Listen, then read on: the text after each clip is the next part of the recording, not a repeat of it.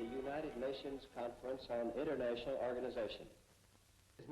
Perang Dunia II memiliki dampak yang signifikan dalam bidang ekonomi dan kesehatan, tidak terkecuali di Eropa, Asia, dan Afrika. Kehancuran akibat perang menyebabkan terjadinya krisis ekonomi, pengangguran, kelaparan, dan penyebaran penyakit. Di Eropa, infrastruktur hancur, sementara di Asia dan Afrika, perang meningkatkan penderitaan akibat kolonialisme dan penjajahan. Namun, dari kehancuran tersebut, muncul upaya untuk membangun kembali dunia yang lebih baik.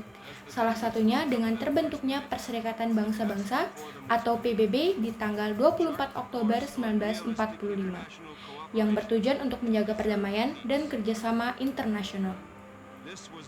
PBB yang didirikan setelah Perang Dunia II memiliki peran penting dalam memulihkan kesehatan dan ekonomi regional.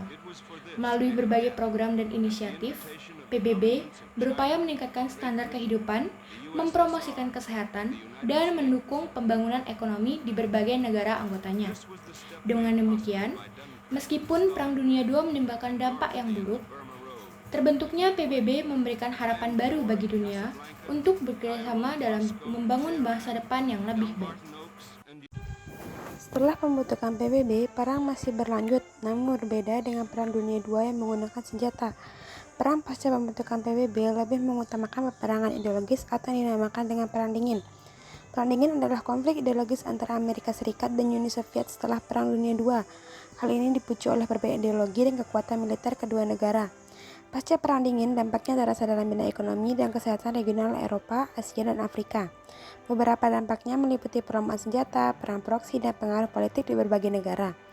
Di bidang ekonomi, perlombaan senjata antara AS dan Uni Soviet menghabiskan sumber daya yang seharusnya digunakan untuk pembangunan ekonomi. Sementara di bidang kesehatan, konflik ini menyebabkan kerugian jiwa dan dampak psikologis yang meluas akibat perang proksi dan ketegangan politik. Dengan berakhirnya Perang Dingin, upaya rekonsiliasi dan pemulihan ekonomi serta kesehatan regional menjadi prioritas penting bagi negara-negara terdampak. Setelah Perang Dunia II, Jepang mengalami proses rekonstruksi yang dipengaruhi oleh peristiwa pasca Perang Dingin, termasuk Perang Korea, Perang Eropa, dan Perang Pasifik.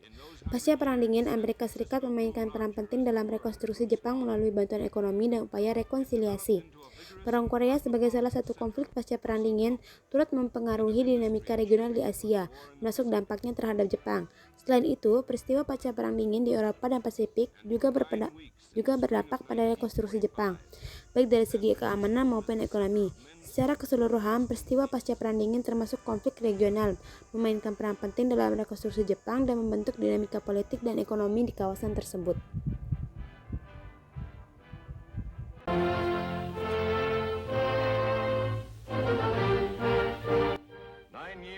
Rekonstruksi Jepang pasca Perang Dunia Kedua memiliki dampak yang signifikan terhadap ekonomi pasca perang di Eropa dan Asia.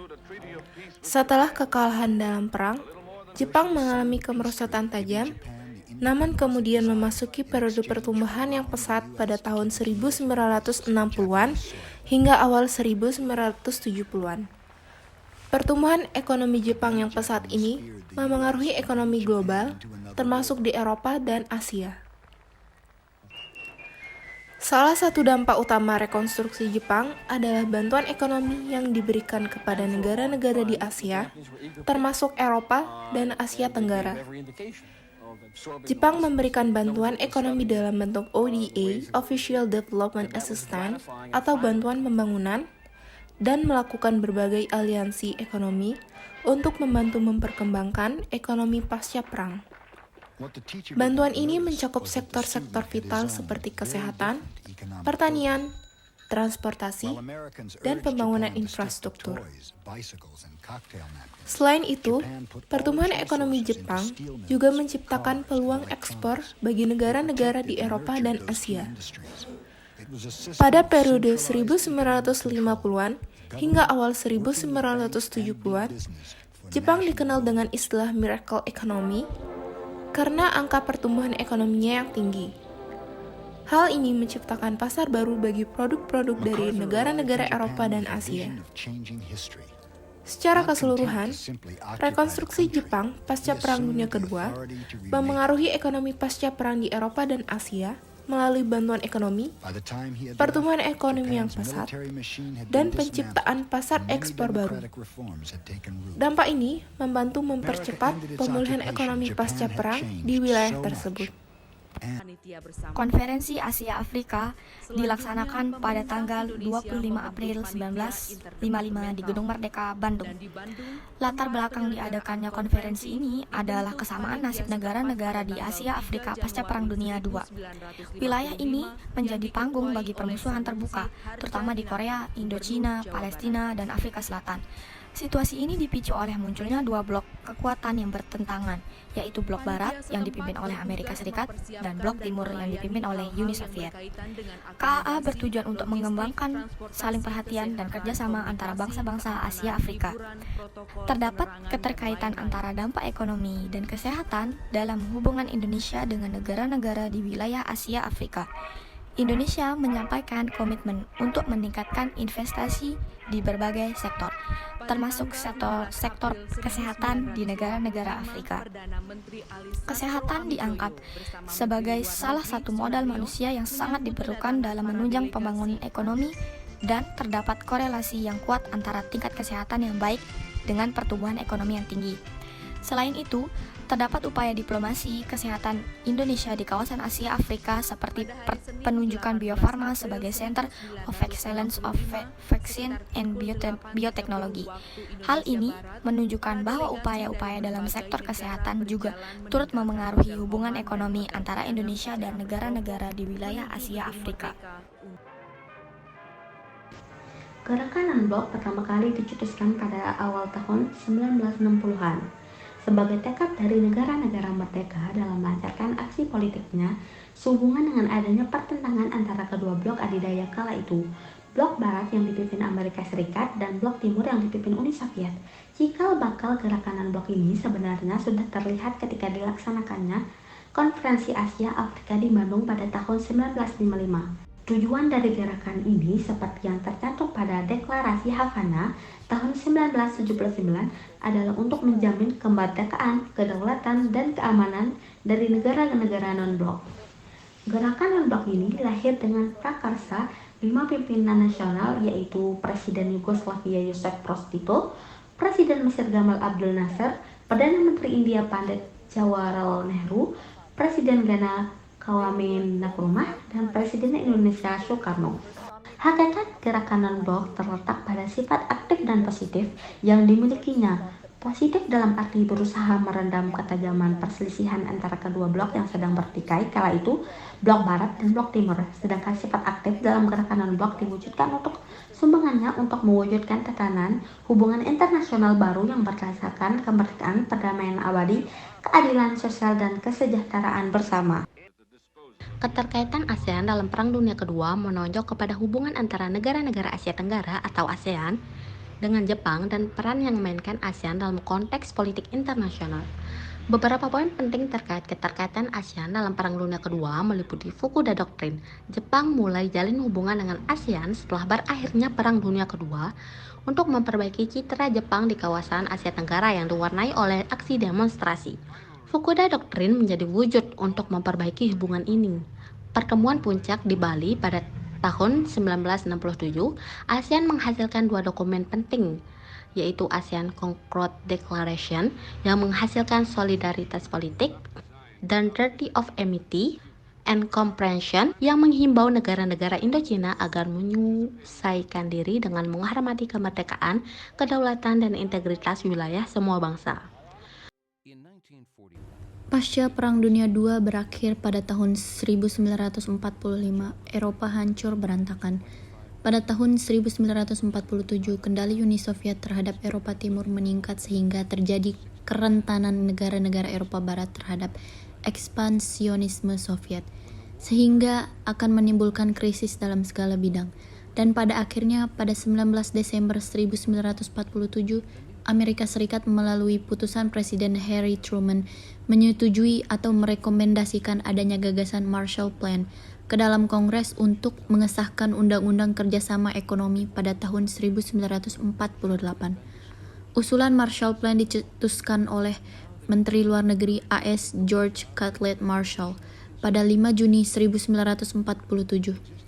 Proyek Marshall Plan sendiri berlangsung pada tahun 1948 sampai 1951 dengan menggelontorkan dana pinjaman 13 miliar dolar AS yang berupa dana hibah dan sisanya pinjaman lunak jangka panjang. Pinjaman jangka panjang tersebut harus dibayarkan atau dikembalikan ke Amerika setiap tahunnya secara bertahap. Dikarenakan besarnya pinjaman dari Amerika Serikat membuat negara lain kesusahan untuk mengangsur pinjaman tersebut karena nilai tukar dolar Amerika Serikat lebih tinggi daripada nilai tukar mata uang lainnya. Oleh sebab itu, sampai sekarang sistem moneter internasional menggunakan dolar Amerika sebagai nilai tukar uang internasional. Pendistribusian dana pinjaman dikeluarkan oleh Badan Kerjasama Ekonomi ACA atau Amerika Serikat. Dengan adanya Marshall Plan, banyak dampak positif yang diterima negara bagian Eropa baik barat maupun selatan. Mulai dari peningkatan produk bruto negara-negara penerima bantuan sebanyak 15-25%, kemudian pada tahun 1948 sampai 1952, perekonomian Eropa meningkat sehingga mencapai level tertinggi dalam sejarah ekonomi. Dan dampak positif yang paling signifikan adalah kenaikan dalam bidang sektor industri hingga 35%. Akan tetapi, Marshall Plan berakhir pada 1953 dikarenakan banyak pengeluaran atau dana yang dikeluarkan Amerika Serikat ketika terjadi Perang Korea. Peristiwa 9/11 terjadi pada tanggal 11 September 2001 dan merupakan serangan terorisme terbesar dalam sejarah Amerika Serikat. Serangan ini menyebabkan kedua menara kembar World Trade Center atau WTC di New York runtuh, yang memakan korban 246 orang di bangunan dan kematian 119 orang di Pentagon. Serangan terorisme pada peristiwa 9/11 dilakukan oleh kelompok teroris Al-Qaeda yang dipimpin oleh Osama bin Laden.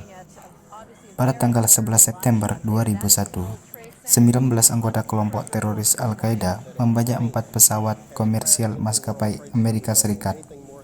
Di antaranya yaitu American Airlines dan United Airlines. 2 pesawat yang dibajak ditabrakan ke menara kembar World Trade Center di New York. 1 pesawat menabrak gedung Kementerian Pertahanan Pentagon di Washington DC, dan 1 pesawat lagi jatuh di pedesaan Pennsylvania setelah penumpang mencoba merebut kendali. Serangan ini menyebabkan kematian sekitar 3.000 orang termasuk para penumpang pesawat, penumpang di gedung WTC, dan petugas pemadam kebakaran dan polisi yang berusaha menyelamatkan korban. Osama bin Laden kemudian dinyatakan sebagai dalang di balik serangan ini dan dikejar oleh Amerika Serikat selama beberapa tahun sebelum akhirnya tewas dalam operasi militer pada tahun 2001.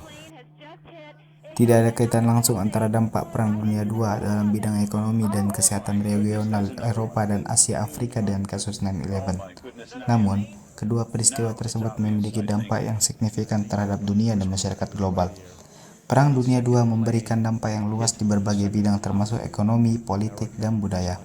Sementara itu, peristiwa 9/11 merupakan serangan terorisme terbesar dalam sejarah Amerika Serikat yang menyebabkan kematian ribuan orang dan memiliki dampak global yang meluas. Kedua peristiwa ini menunjukkan betapa pentingnya perdamaian dan stabilitas global dalam menjaga kesejahteraan masyarakat dunia.